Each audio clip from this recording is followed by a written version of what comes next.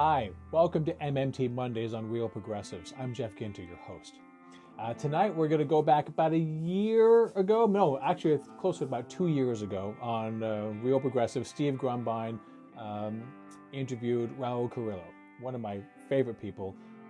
He's really going to do a deep dive in one of the most horrible racist tropes out there. And the reason I say it's horrible, I mean, you can come up with a lot of things that are just overtly racist and overtly horrible. This one is one of my personal top 10, for the most horrible. And to me, it's the most horrible because it's so widely used. And in most cases, innocently. Most people that use the term taxpayer money don't realize that they're being racist. They don't understand what it means because to them, taxpayer money is an important concept. They believe, because they've been told to believe, that the federal government needs your money to be able to finance its spending. So of course, government needs to raise revenue. And they can see the evidence of this everywhere, from their own finances to the finances of cities and states. There's tons of examples of governments that need to raise money to be able to do anything, but not at the federal level. At the federal level, to say taxpayer money is a racist idea. And Raul's going to do a deep dive in exactly why. So I'm hoping that you enjoy this. I hope it opens your eyes. I hope you stop using that phrase if you ever did. And I hope you share this around. Because once you realize that you're doing wrong, you want to change, you want to do better. And if you're anything like me, you would have hoped that someone would have told you a long time ago, I've been doing wrong for a long time. Why didn't anyone tell me? Well, now we're telling you. We're doing you a favor. We're making you better. Now, pay it forward. Share this video, share it around. We'll be back at the end to talk more. All right, everybody. Thank you for joining us. This is Steve Grumbine with Real Progressives. Tonight, I have friend and fellow modern monetary theorist, Raul Carillo. Raul is from the Modern Money Network, and he is one of the smartest guys I know. He's written some incredible writings. I mean, like there's one from Splinter. We provided the link earlier, where he talked about the myth of the taxpayer dollar. This is a guy who's out there fighting every single day. Really, really want you all to give it up for Raul Carillo. Welcome to the show, sir. Glad to be here, Steve. Glad we could finally make this work out. Look forward to talking about things today. Not sure how you'd like to proceed, but I know that I'm happy to talk about MMT from both a bit of an activist perspective and also a lawyer's perspective, which I know is not necessarily customary on the show. So we're getting a little bit of a different lens here, which I hope is helpful to people. It's going to be real helpful. So do me a favor. So tell us a little bit about who you are and what you do at the Modern Money Network so folks understand exactly where you're coming from. Sure thing. So I'll give a little bit of just a panoramic view of what I do within the MMT world and without, so that people have a sense of that. And then I'll talk a little bit about the history of the Modern Money Network, how we came to be, and kind of the lens that, again, we're bringing to all of this, great movement that everyone's working on here at Real Progressives and elsewhere. So I'm currently actually an anti-poverty attorney by day. You could call it an economic justice attorney as well if you wanted. For the most part, so I work at a nonprofit called New Economy Project. I'm not here representing them today, but I think it's helpful for you to know what I kind of do day to day to see how a lot of this theory that we talk about, intersects with some practical things that I'm fighting for, so to speak. So the New Economy Project is about 20 years old. It's located in New York City.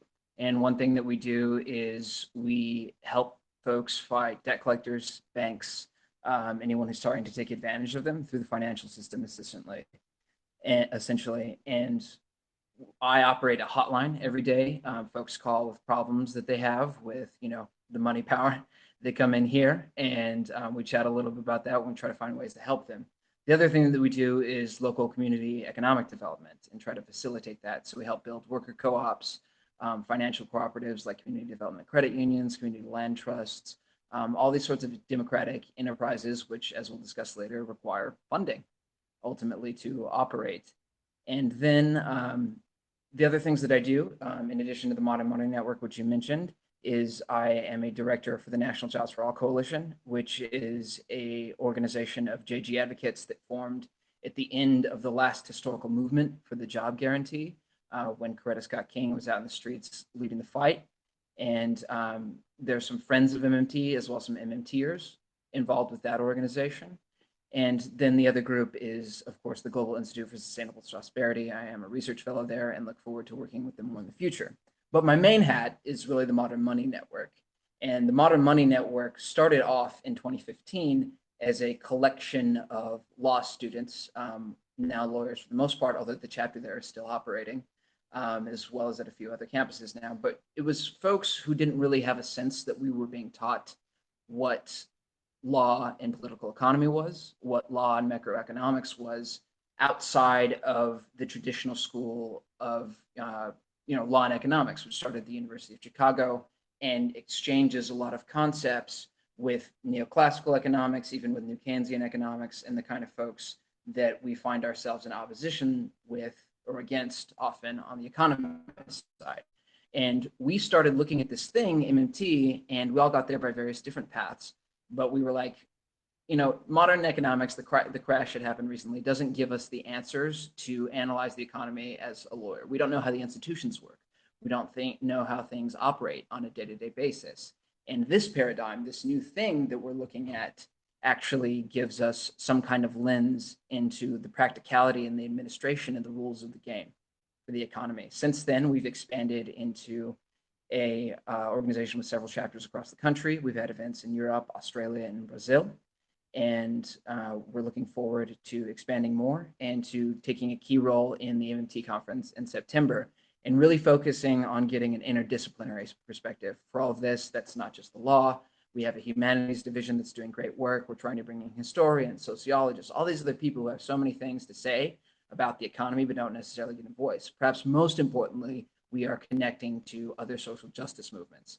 We kind of see ourselves as providing, a particular software or a particular kind of way of looking at things that can be helpful to people who are fighting for the things that, all get us going in the morning. Not everyone is necessarily excited about reforming the monetary system. What it takes is conversations, as you know better than anybody else, Steve, about why this is important for all these other things. And for me, why it's important to meet just ends. So that's a little bit about what we're doing. It's fantastic. So what I want to do is you and I discussed this when we planned this talk out. And there's two real primary things that we want to dress down on.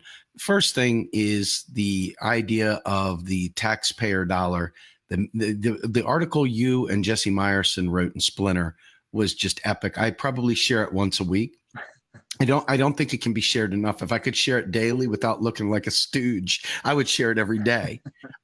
It's just that good, because seriously, this is, I've been running around saying, taxes don't fund spending at the federal level. And everybody says, oh, blah, blah, blah. But when you broke it down, the thing you did was you hit these social justice movements right where they needed to hear it. And that is, tell me what a taxpayer looks like. What do you think a federal taxpayer looks like? Do you think that's a young African-American, that's living in a shelter? Do you think that it's a young Latino that is literally being asked for their ID in the middle of the streets? What do you think a taxpayer looks like? And the idea of this racist, xenophobic term that is used very, very cavalierly by both Democrats and Republicans and really mainstream media, et cetera. You gave a real solid, that was the best go-to paper I've seen yet. Can you tell me about how you and Jesse came to write that and talk a little bit about the concept of the taxpayer dollar and then the concept of why it's a racist, xenophobic term? Absolutely. And Steve, if you don't mind, I'd like to start talking about that article and then kind of introduce a new book that I've discovered by a legal historian named Camille Walsh, which goes into racial taxation and the injustice around the very frame, which I think is tremendously helpful Absolutely. to our movement. So I think that Jesse and I don't want to speak too much for other folks throughout the podcast, and I'm speaking for myself, to be clear, unless I say otherwise. But I think Jesse and I felt that it was getting very frustrating, being in this political moment and, various forms of the resistance, so to speak, taking off. And people are still very focused on, this notion that look at X thing that XY politician is doing. And the key problem here is that they're wasting our taxpayer dollars. And we think that this way of looking at things is not only technically incorrect, as MMTers and I think most followers of real progressives know, it also has this political and legal and moral and cultural connotation that is ultimately toxic. And even if you don't subscribe to MMT yet, you should take a look at this narrative and understand that, hey, maybe this is really, really poisonous, and it warps our sense of who deserves what, of who's giving what to whom, of our relationship between ourselves and the state, etc. So that was really the impetus for that article. And as you can see, we walked through it. We walked through the technicals, and we can do that right now, depending on how you want to spend our time here, Steve. Do it. It sure can thing. never be enough. It can never sure be thing. enough. So, yeah, something we do a little bit differently, and that I try to do with my writing, at least, and I think speaks to people who don't necessarily hear the talk about about spreadsheets and keystrokes, etc. As I say, this is really a matter of law at the end of the day. Again, part of the reason why I'm attracted to MMT is its legal coherence, its roots and respect for legal history. And so there's a series of cases following the Civil War when the whole country, is, or at least those who can participate in this sort of debate, are having this argument about what the power of this new federal government is. It's really a constitutional moment in American history. And the justices get a series of cases from the end of the Civil War until I think the last one was 1844. And they're called the legal tender cases. And it's figuring out what are the monetary powers of the national government. Christine Dizon writes a little bit about this. She's a legal historian up at Harvard. But basically, the Supreme Court rules as a matter of constitutional law that the United States government has the power to issue money backed only by the full faith and credit of the United States government. I think if you look at things anthropologically, if you talk a little bit more with political theorists, you understand that it's not just the decree that matters, it's the force behind it. But that's a key moment in monetary history in the United States, where the Supreme Court is confirming, yes, in fact, if the government didn't have this power, it wouldn't be much of a government at all. And so it doesn't have to, the notes don't have to be backed by gold. They don't have to be backed by taxes. They don't have to be backed by bonds necessarily. It can be a mix of things. It could be, there are ways in which you can issue money, but ultimately this is a sovereign power retained by the government. And so what the US federal government does, following that Supreme Court ruling is, exactly that. There's a lot of problems that go on with the gold standard, et cetera, throughout the rest of American history, but essentially this core is maintained that the US government has the sovereign ability to issue fiat money. And so again, that's what we do. Congress votes, and then the Treasury and the Federal Reserve really figure it out on the back end. And that conversation with how to put the money to, like, the actual bank account that the Treasury uses to credit other banks' accounts and thus spend money, that conversation between the Treasury and the Fed and all their really, really boring lawyers has gone many different ways over the course of history. But at the end of the day, whether we're talking about bonds or whether we're talking about taxes, this is new money. And as it's talked about throughout American legal history, this is the power to create and the power to destroy. It is not necessarily robbing Peter to pay Paul, if that's how you want to look at it. That's absolutely fantastic. I want to get your assessment on something because, I'm trying desperately. Our team tries to boil things down to people that normally wouldn't pay 5 seconds of attention to longer dissertations, right? So we're scrambling to find truncated ways of presenting really complex things. And so one of the things that we've been saying, and I know we can nuance the heck out of this, the idea of the birth of a dollar is congressional spending and the death of the dollar is when it's received and it's done its loop as a tax. And so this is kind of how we have presented that framework right there. Randall Ray came on and spoke about how in the glory days of the 1900s and so forth, they used to bring barrels of money, wheelbarrows of money and burn it. And, Yeah. colonial times, they talked about burning the tobacco that was used to trade, et cetera. So in this particular case, money destruction is not something new. Somehow or another, somebody got it in their head that a dollar is a permanent entity. It just lives in perpetuity. And the reality is dollars are created and destroyed constantly. Can you speak to that a little bit? Yeah, I think that some of those metaphors can be helpful. And, it's a hard thing that we do, right? Because we're trying to talk about balance sheets and we're trying to talk about taxes as a form of debt. At the same time, we're trying to depict the flows to people and how things work. One way that I actually find is, and we do this a little bit in the piece, is I think it's helpful to encourage people to think about all the other ways in which the government funds that general account again, and or increases assets or equity on its balance sheet. And so it's not just through taxes, it's not just through bonds. It's also through seizing the assets of people that the government thinks are criminal. It's also land. It's also student loan interest that I pay every month to the federal government. It's all these other things. And so the real conceit here, even once you get above the mechanics, is about ownership. And it's about this idea that what the federal government needs in order to spend money is tribute, essentially. It's got to come from you. If I'm going to help somebody, it's got to come from you. And that's how really power relationships are kind of cemented. And so I think it's important to talk about the mechanics, but also ask people, how do you think the federal government gets money? What are the many different ways? How can you tell me that the person who will ostensibly get a job or get schooling or get housing is being funded by your tax dollars, and that's the way that it needs to work? And what you do when you start asking those questions is you start getting people think about not so much even left, right, liberal, conservative, but top, bottom.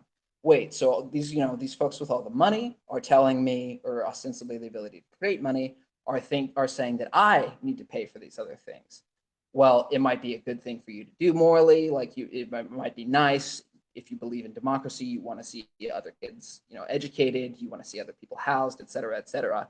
But this sense of twisted ownership is really what changes and subverts the framework, and this is intentional, so that people will think that it's all coming horizontally. It's coming from your neighbor. It's not necessarily coming from your neighbor. MMTers know it's not coming from your neighbor, but even when you look at the earmarking and the categories, et cetera, you can't prove that it's coming from your neighbor. You have to zoom out and look at like a wider system of economic relationships that we have with each other and that the state has with us. Very good. That's incredibly deep conversation to have, because I think folks, when they see, the old stories that we've heard about bonds funding the government, and, ZERP is out there, zero interest rate policy, et cetera, renders that basically null and void. But we still need that anchor, that magnet, if you will, that pulls people to require that currency. And I think you explained it in a way that we never heard on Real Progressives before. So thank you very much. That was really good. Talk to us about this book that you're bringing up regarding the taxpayer dollar and the foundations of it.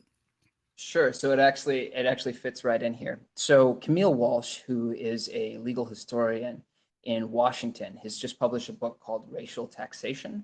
And it doesn't so much look at taxpayer money as it does the concept of taxpayer citizenship. The suggestion that really is the source of a lot of opposition to MMT, if we think about it, the suggestion that if I pay more in taxes, I am somehow a better citizen, a better person, and I'm surrendering some of my money so that you may have XYZ. So you owe me more respect, you owe me more recognition, you have to, give me some sort of deference here. And that is a deeply, deeply, deeply, deeply ingrained concept in American, culture, in a lot of the ways that, both conservatives and liberals and even radicals think about things in this country. And what we don't realize is that it arises from some particular moments in history. It is part of a political project. This idea of taxpayer citizenship is also tied to misunderstandings about what taxpayer money is. And we hope to unwind the concept of taxpayer citizenship through, in part telling people how public money actually works as in comparison to taxpayer money. And just to provide an example of how pernicious this is, Camille Walsh walks through the history of the concept of, again, taxpayer identity or taxpayer funding. And she asks, when did it really, really, really take off? And she's looking at education. And it's important to us to look at these sorts of historical struggles because, we're fighting for jobs for all. Throughout the history of fighting for education for all and fighting to desegregate public school systems throughout the United States, it was inseparably intertwined with ideas about taxation. At the end of the 19th century, you have really a lot of middle class, such as it was African American and Latino and Asian American folks, bringing lawsuits as taxpayers to the courts and saying, I deserve rights as a taxpayer. And really the issue there is very different from what we see now. People are saying they have rights to taxpayers because they're getting taxed and getting no benefit whatsoever. In that context, it's separate but equal schools. So there's laws on the books in many jurisdictions that, you're supposed to provide funding to everybody or schooling to everybody, but the funding is coming from many people's pockets, but only going to white kids. And so it's initially seen, and this is back in a different monetary era, we're still very much on the gold standard, et cetera. It is seen as empowering, right? To say I'm a taxpayer, especially at the local level, and you're not using my tax dollars correctly. But where this taxpayer identity really breaks into the mainstream and really becomes part of the core of right-wing political thought in America is when we start integrating schools. So when Brown v. Board of Education happens, 1954, you have a relatively liberal court that makes what I think people in our line of thinking would call a bit of a strategic error. You could say it's an ideological error, but it turned out to be a strategic error as well. And while they do the wonderful thing of integrating schools, they avoid the taxation question. At that point in time, property taxes are still the main funder of schools, right? And it says we're going to focus on the psychological harms and on the morality that's really problematic by desegregating schools. And that's really important. But what they do is they kick the can down the road and they say, because we don't want to touch all this taxation stuff or talk about like what money is or what and you can read this in a lot of the letters surrounding the case. They don't want to touch the taxation stuff. And so it gets kicked down the road. And the next really big case that we have about a fundamental right to education in this country is called San Antonio v. Rodriguez in 1973. And in that case, people starts with Mexican-American folks in San Antonio, but eventually comes to represent all kinds of kids and their parents throughout Texas. And they're saying there's a fundamental right to education. And what's happening here is you have a property tax system that discriminates against people for being poor.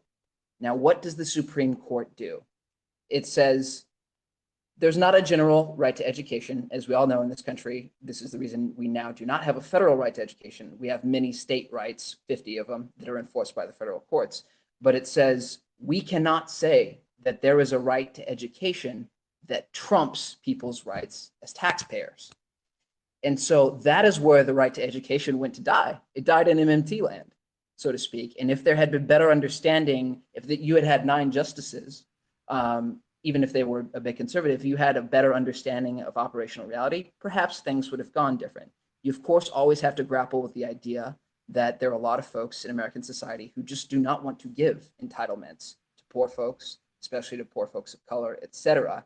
But really where the doctrine got in trouble was it's running up against right to education, taxpayer rights, right to education, taxpayer rights.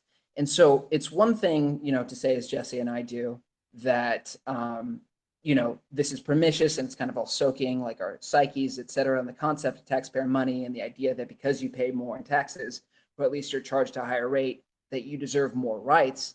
That's bad enough. But it's not just out there in the ether. It's something you can look through the history of the courts and say, this is a problem. This is where social justice lost, is we could not get over this question. So that's just really one more reason that folks should care. And you can start by telling people, if you care about education, if you care about this thing, this thing, this thing, this thing, this thing, this other thing about taxation is in your way.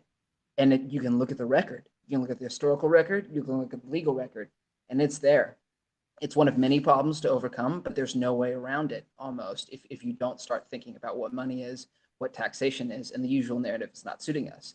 And we have to convince a lot of other folks to get beyond that in our fight for a right to a job, actually, because we already have to deal with the animus again, that people don't want to see other people necessarily succeed, and that's for a variety of different reasons. But there's also this idea, again, that you were robbing Peter to pay Paul. And if we can attack that a bit head on, our political battles, our protests in the streets, our conversations with family and friends, and eventually defending whatever legislation we pass in front of the courts is going to be a hell of a lot easier. And in fact, I don't see how we get around one fight without addressing the other one. I love it. The right wing of this country, coupled with the pseudo right wing of the Clinton side, the Clinton Democrats, if you will, they have basically made the weapon, how are you going to pay for it? It is literally, in my opinion, economic terrorism. And that's my bend, is to fight it as if it is economic terrorism, because I believe they do know the truth. I don't believe that they're immune from the truth. I believe they're using it to advantage, to extract GDP, to keep the divide, the gap growing, as you've seen since 72, and it's just gone. And I don't see any stop in sight. But you raised something very important that I want to touch on. You said that it could have been an ideological problem, or it could have been a strategic error. And I'd like to go back momentarily, just for a second, to a very important subject that I think everybody ends up getting tripped up on, and that's Social Security. FDR gave everybody the belief that they were paying into Social Security, that there was like a piggy bank with crumpled up old dollar bills, hay pennies, and nickels or whatever from back in 1919. And people have really gotten to the point where they believe, hey, I paid into that, daggone it. That's my money. It's sitting there waiting for me when I get old. Talk about this strategic error, if you will, and talk about how it has, because you've got Democrats, they mean well, they have all the best interests, but they sit there running around talking about how the Republicans raided Social Security, it's going bankrupt. They don't realize they're actually playing into the very scheme, if you will, that seeks to privatize Social Security by sitting and trying to defend it the way they do. Can you talk just a moment about strategic errors and Social Security? Sure. And I'd like to begin with just the note, I think, that you can attack both the actual model for funding Social Security and say that it has problems, while recognizing that it was a different political and somewhat differently monetary situation when FDR was creating this plan, when activists were out in the streets advocating for Social Security, et cetera. And I think that it's important to, again, look at the empirical record and see that this strategy, whereby we convince people that their payments into the fund via payroll taxes is what's necessary to keep it going, has not really worked. And you can see the appeal there. If you tell somebody that this is yours because you've paid into it, then they're more likely to think, hey, hands off. I worked my whole life. That's mine. People think similarly about their tax dollars in a general setting, even outside of the Social Security setting. And you can kind of, I think, created this trap whereby now not only do you think that you deserve it, but you think that working people, very specifically in the case of Social Security, need to have their funds drawn in order for the operation to continue. And that's really where the problem is. There are a million ways to say that people deserve Social Security. You could create a right. You could say that this is just what we need for a decent society. You could do all kinds of other things. It doesn't have to be linked to payroll taxes, even though it has been in the American mindset for a long time now.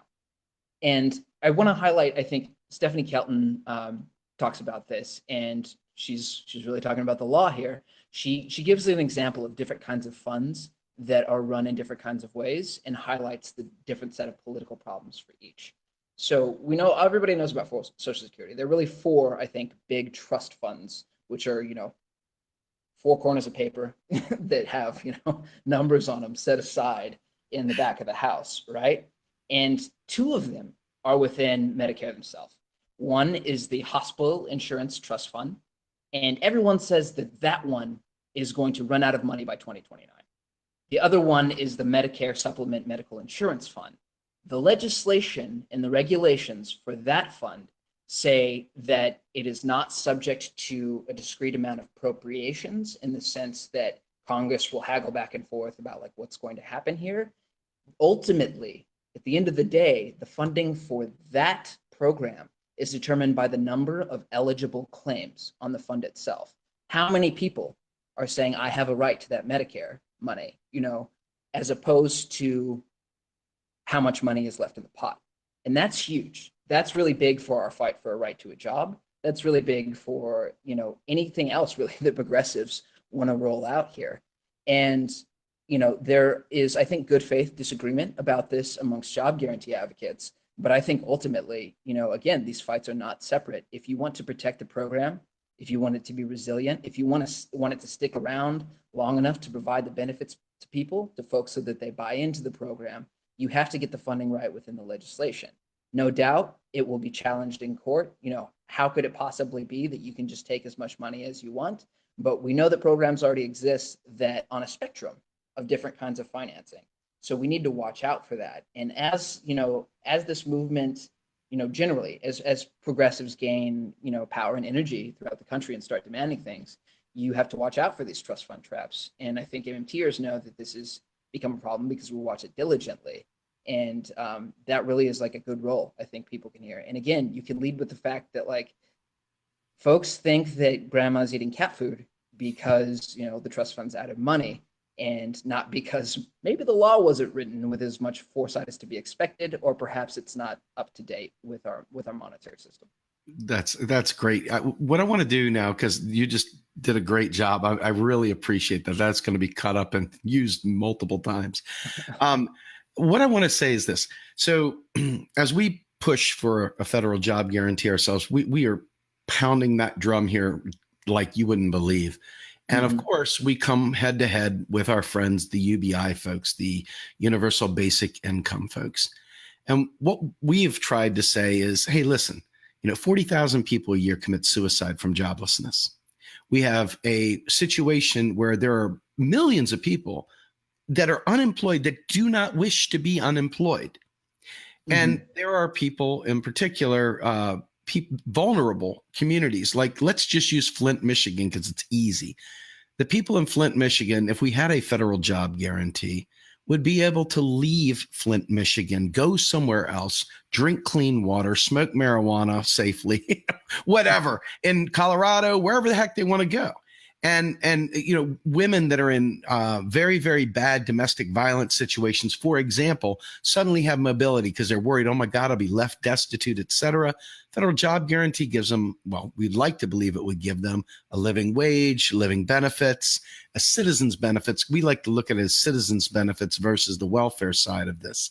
And so as we push this forward, the UBI folks always counter, hey, what about automation? And I'm like, well, I have an autistic son, and my autistic son is not going to be helped by a robot. And we have bridges throughout the United States that literally are derated. You take your life into your own hands. Not that this would be the quote unquote job guarantee, but it would pull people out of currently lower tier jobs, put them into those jobs, because just maintaining our infrastructure is a job guarantee for a long, long time if we just funded it. But to provide that base level of resetting the economy, making it the quote unquote labor standard, as Ellis would say, and ultimately providing people with a way out. Here is an opportunity to not let the capitalist control them. They have an opportunity to pick something other than that. And they have the opportunity to never be unemployed again if they choose to. talk to me a little bit about the fight that we see. Pavlina's constantly in it. You're in it. Everybody's in it. Y'all were fighting with Matt Brunig the other day about UBI versus federal job guarantee. Let's start there, and then we can roll into a larger job guarantee discussion. Sure thing. So as you know, Steve, I agree with a lot of what you just said, if not all of it. And many of my feelings and thoughts and arguments with respect to this conversation can be found in the debate that Ro and Gray and I had in print with Matt Brunig on this issue, in which Alyssa Battistoni also provides a very nice article at the end talking about how approaches might be integrated.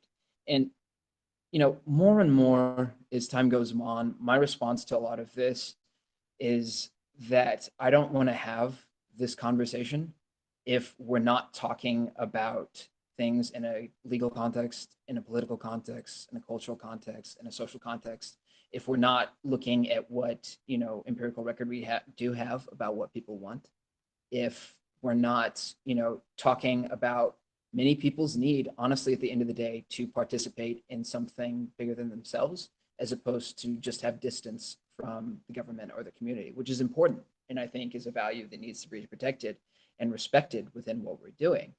But people want to participate, and at a certain level, and this is, this gets tricky because people will accuse you of, fighting for make work, but I invoke solidarity. There is work that needs to be done. And if we get robots in a UBI, you have to ask yourself who is going to be doing that sort of work, who is going to be participating in a means of production when you have, people at the center of Silicon Valley essentially hiring other people in a very literal sense to do individual jobs for them, but also provide the greater infrastructure which they need. When you consider that in a global context, I think what we're talking about is whether we want to build a society, and this is with strong form UBI really, where increasingly people are taking a certain kind of right to exit society further, to say no thanks, which again there are many reasons to respect that, but do we want to build that in the middle of an unjust world, in a predatory world within the United States, but especially within the globe? And I think not. I don't think that people should be compelled to work in the direct sense that people often accuse us of wanting. But I do think that there is much to be said that certainly everyone deserves, a standard of living to be comfortable, but people also want to do more, and we need to do more. And the folks who are fighting for all this, and David Stein is really the person to talk to about all of this, as well as Jean Theoharis and other people, the people who fought for the job guarantee during the last moments in this country, at least in the 40s and in the 70s, they were making a moral demand. It was not just about satisfying particular incomes. It was just not just about getting people distance, again, from each other, from the government, from the communities, although there are many, again, important reasons for doing that. It was about coming together to try to fundamentally transform society. And I think that we are trying to do that on a certain level. I know that there is a strain of argument within the community where people want to describe things apolitically, but if you were talking about a right to a job, you need to be honest that a lot of things are going to change, as we've been discussing this entire interview, that we are talking about changes in how people think of money, how people think of taxes, how they think of their duties and rights to each other, how they think of just living. And we want to do that for the good. And for me, and this is present in all of my writing and all of this, it's very central in the left forum presentation I gave with some other folks a couple of weeks ago. We're running out of time now because we're on the climate clock, right? So you could say that what does UBI do to confront climate change? Well, it stops people from engaging in the industrial system that produces things. But if the other part of your argument is that robots are also just going to keep producing all those things and creating all the emissions, then we're not confronting the industrial system and the financial system that sits on top of it. We're not doing what we need to do to literally survive as a species. And I know there's been a lot of argument on the internet about how much the JG can actively do to combat climate change. My dear friend and colleague Nathan Tankis talks about the billions of trees that the CCC planted, and that's just one example. There is a lot of non-capital intensive work that people can do, and I think people are going to have a better time planting trees, or I know I would, or rebuilding Flint, or rebuilding Houston, or rebuilding Puerto Rico, instead of going to work for McDonald's, instead of going to work for TJ Maxx. There is a giant cultural thing that is happening here. And I think it's about a bit more than just satisfying incomes. I agree 100%. I want to ask you a question. Obviously, the bulk of the constraints that we have are political. They're not operational. They are political. When it comes to politics and so forth, we understand that conservatives have certain, and I'm not talking about crazy, goose stepping conservatives. I'm talking about regular rank and file Americans that find themselves growing up conservative. Maybe they're a country boy. Maybe they want to be left alone. Whatever their reasoning is, they're not these bad guys, right? They're just wrong on some subjects or different, whatever you want to say. But we know, number one, they don't like taxes. They do not like taxes. They got their don't tread on me flags flying proud. They also don't like interference because they feel like if the government helps them, it's the nanny state and that the government is somehow or another controlling their lives. But more importantly, though, there's this battle, if you will, to some extent that their tax dollar is going to fund those things that they don't like. So what we've tried to do with regards to the job guarantee and other things like that, by dispelling the idea, obviously, of the role of taxes in terms of that, is showing that, Republicans love their kids too. Hey, what if we could give you and your family free dental care? What if we could give you a job guarantee? What if we could give you these things as a citizen's benefit where everybody gets it? You're not going to pick and choose winners. You get it. They get it. We all get it, whatever. I've seen conservatives very, very receptive to that. And what I'm wondering is that if we stop looking at it Democrat versus Republican and just start looking at it as the 99% and start really thinking about people in general, a people-based monetary reform, this is an opportunity to build broad coalitions that we never thought possible. And I believe, and I'm probably wrong, but I really do believe in my heart of hearts that between a federal job guarantee and providing these benefits, by investing in infrastructure, investing in green energy, investing in R&D, investing in school, investing in healthcare, et cetera, you're going to have so many good jobs where they're going to have to train new people to fill it because we won't have enough of those bodies to fulfill the demand that we'll have. But the thing is, the people themselves will not, it's like, it takes some of that out of the way to allow people to not, it takes some of the secondary xenophobia out of the picture. It takes some of the secondary racism out of the picture by taking away the competition for scarce resources, if you will. Do you think there's any merit in that, or do you think that that's oversimplification? I think there is a lot of merit in that. Everything has nuances, but that's essentially, I think, the idea here. It's whenever possible, we attack false scarcity. And that is really kind of the core of what has come to be known of a lot of conservative thinking, but even what goes by the name of liberal thinking now, where you're trying to keep power concentrated within particular hierarchies. It's the idea that there is not enough to go around. So we have most of it, but there's not enough in a total sense. So you all got to fight over the rest. You got to fight over the scraps, right? And I think ultimately, although we categorize things in terms of left and right because of where a particular set of old white dudes sat during the French Revolution and the assemblies, et cetera, this is really bottom up, and it kind of always has been. And there's a lot of divide and conquer that comes just straight out of the false notions of false scarcity. And so attacking the idea that there are a finite number of dollars in the world, that there are a finite number of jobs in the world, and that we all have to scramble and beat each other's throats for them is essential to coming across this. I happen to think that the job guarantee is a particularly good segue into this conversation Yes. when you're talking with conservatives. And I grew up on the US-Mexico border, so majority Latino, but lots of rank and file, just working class conservatives, country boys and girls and country folks, as you were indicating. And I have never met a single one who did not agree that it should be a right, that you should be able to work, that there should be a job for you if you want to work to feed your folks and to feed yourself. I have never met anyone that fights that. The kind of Republicans I meet who don't like that are the ones that don't wear jeans And they don't ride the subway either. Those are the kind of Republicans Boom. who hate that notion. There's a reason it has huge political valence in this country. It's because we all participate in the labor system, or are alienated from the labor system and don't get to participate in the way we want, or we have shitty jobs or whatever. People have different opinions, but we're all roped in. So talking about the job guarantee is politically a way to get people to talk about power in a very different way. As for the intervention thing, I mean, we can walk through the history, et cetera, but I think you have to ask yourself whether it's a natural system that the US government, which has all the guns and all the power and the Constitution and the taxes, et cetera, has set up a system so that you have to go serve somebody else in order to work. And you can't serve your local community as a matter of right. You have to work to get the dollars to eat, as MMT says, but you have to get in a subordinate relationship to somebody else unless you have a lot of property to begin with. Does that system seem natural? Do bonobos do that? Do chimpanzees do that? Of course, we work more than any other species, but the point is that there's a lot of false naturalization that goes on here. And I really think that the right discourse is a way to break through that, because it speaks to people on a deep level, and it doesn't come up when we talk about UBI.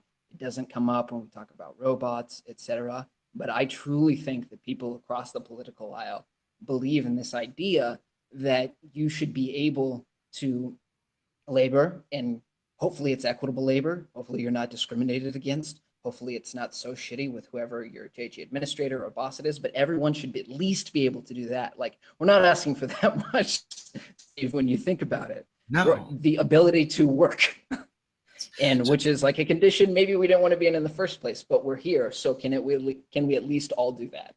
Right. I want to ask you one thing. We're coming up on the hour here, and we can go a little bit over if we need to, but I want to try and keep as best to it as possible.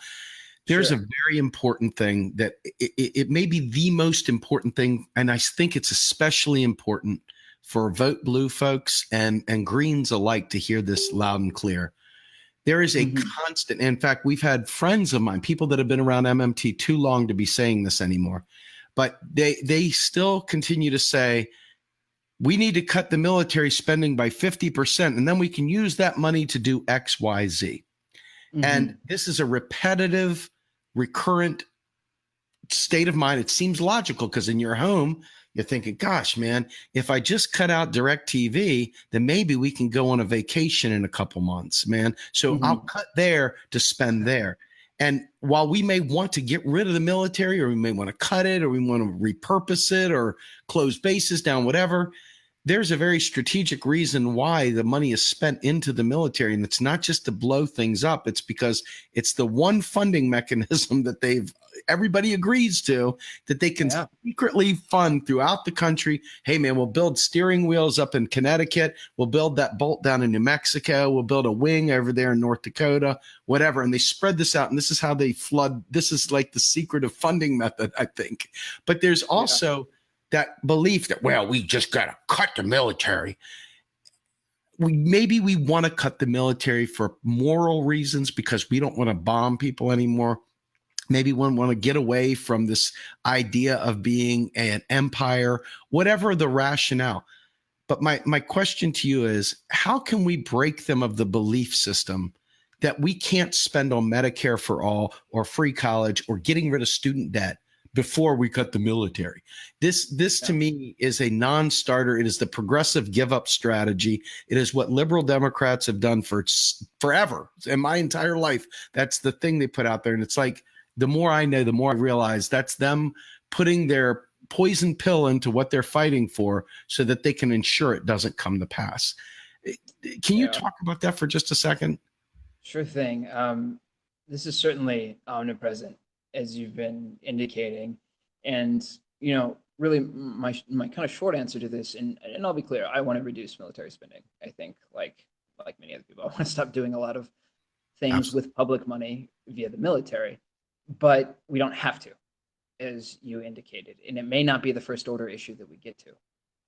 I think, again, it's important to look at which of the things that we're fighting for are politically motivating in and of themselves, like the job guarantee, and how that can swell into progressive momentum to eventually tackle the bigger, to be honest, problems like American military might. And instead of focusing on, the hydraulic, so to speak, idea that you can take away military funding and we need that to use it to, to spend on social programs, I think that you can, number one, look at the numbers, which people do, of course, that's helpful. But also talk about funding process, work for the Pentagon. How do they get money? Do they go through a series of trust funds? Do they have legislation that says, we're going to come revisit this every year in the way that we do with other social programs? Or does the Pentagon pool? Does it pool money rather than wait for Congress to push? Has it established itself both through the law and the cultural consciousness of eating whatever it wants? And the answer to that is clearly yes. And you can look at that in the historical record. And I think you can, that in the United States, because you see all this military equipment coming everywhere. You see it coming, police departments are using it back in my hometown, I'm sure in other places. That like they have so much money that they don't even hold on to their own weapons anymore. And that's problematic. But another, just to suggest a way to integrate these conversations as well. So you say, the military doesn't have to ask, why does the job guarantee or Medicare for all have to ask for money in that way that you're suggesting? But then you also say, part of the reason that the military has so much buy-in is that a lot of people through their broader families, through their communities are tied to it because there are jobs, because the military builds infrastructure, et cetera. And the job guarantee and other policies that MMTers may or may not support help pull away from that and say, we don't need to organize production around militarization necessarily. Personally, I think it's very important that my cousins and my community and, other people not go halfway across the world to hurt other folks of color. And that's an ongoing dynamic that's been happening for a long time. But the way I see of ultimately stopping that is, really confronting the money power, talking about how political economy works. And until then, we're doing the same old dance. And, that dance has not worked since Vietnam. I don't see it working in the Trump era or anytime soon. Absolutely not. All right. So Raul, I want to finish off this conversation with some talk about the conference coming up in September. You guys are doing God's work there. I'm so excited about the fact that you guys have taken up the mantle here. I'm proud to be a part of you guys, friends, and everything else. It's just amazing to see the growth and the excitement around this. Talk a little bit about the conference so we can get folks out there. Sure. So the conference this year is at the New School from September 28th to September 30th. And excuse me, Steve, what we're really trying to do here is invite people from all walks of life, whether you're new to MMT, whether you've been around for a minute. We're trying to invite activists, organizers, lawyers, sociologists, historians, economists, et cetera, because it's time to build bridges with other movements. And it's time to really start talking about how do some of these ideas that we've been discussing for years, seemingly in silos, how do they bust out and how do they eventually concretize politically? So I want to be very clear that we are trying to build a big tent this year. And the Modern Money Network is especially focused on making sure that all these discussions that we're having are very attuned to things on the ground. And that especially includes interests with respect to, or analysis with respect to race, to gender, to various forms of identity, to geopolitics. We really want to have all the good analysis come in and talk to each other, because that's the only way we're going to win at the end of the day, if we're going to be honest, Steve. I think morally I could make a case why you should care about each and everything that any activist is doing in the United States, but we need each other. David Stein, again, historian, is quoted, I believe now, as saying that our movement is going to have to be stronger than the previous movements for right to a job, obviously, even though we benefit from some better political context in the sense that we're not fighting people who are worried as much about inflation, we're not fighting Jim Crow, et cetera. Our movement is going to have to be more powerful than the civil rights movement was, because finance is entrenched, surveillance is here. If people really want to live in a world that is more democratically run, with more rights to these very basic things in life, we need to connect, we need to integrate and synthesize our struggles. And so we look forward to having all sorts of people there in New York this year, and really encourage everybody to come out. Fantastic. Raul, this was fantastic. I think everybody here, I'm looking at the comments, and when you're done, please do look at the comments. You've got a lot of really good support, really great opportunity here. but I want to thank you so much. It was well worth the wait. I've wanted to have you on here for a very, very long time. I think you're an eloquent speaker. I think you've got a great perspective, and you're an excellent communicator. So thank you so much for joining me tonight. Thank you all for joining us. I look forward to meeting you in New York. I've seen you in Kansas, but I'm looking forward to seeing you again. Sure thing. Sounds good. All right. Have a great one, everybody. Thank you, Raul. Bye-bye. Bye-bye. Hi, welcome back. So what did you think? Do you have questions? Leave questions in the comments below and we'll answer anything that we can. So I hope you understand this idea of taxpayer money. This whole thing sets up me against you. And it sets up an idea that my value is derived from the fact that I pay taxes. I pay taxes, ergo you must listen to me. I pay taxes, ergo you must do what I say. Not by virtue of the fact of citizenship, not by virtue of the fact of your humanity, but by virtue of the fact that I pay taxes, therefore I have value. And then therefore it logically concludes that the more I pay in taxes, in dollar amounts, not even in percentage of my income, but just in dollar amounts, the more I pay in taxes, the more value I have. So a rich person is always going to be more valuable than someone who isn't rich. Which means the homeless have no value. Which means marginalized communities have no value relative to people who pay more. The more affluent you are, the more value you have. And who is usually, traditionally, not exclusively, but usually traditionally less well off? People of color, marginalized communities. Women make, 86% of what a man makes, 86 cents on a dollar? Clearly less value. What is the wealth equivalent of people of color versus white people? They have less value. And it's racist as hell, it's sexist, it's classist. And it's got to stop. And it's not going to until we stop it within ourselves. So I hope you learned something. I hope you got something out of this. I hope you share this around. So stop using the term taxpayer money at any level. I mean, it's obviously untrue at the federal level, but even at the state level, it's still racist. It still means your value is derived from how much tax you pay. And that's not the metric we should be using in a just, fair, and equitable society. Your value should be derived from your humanity. You're a carbon-based life form, you have value equal to that of Bill Gates. We'll see you next week.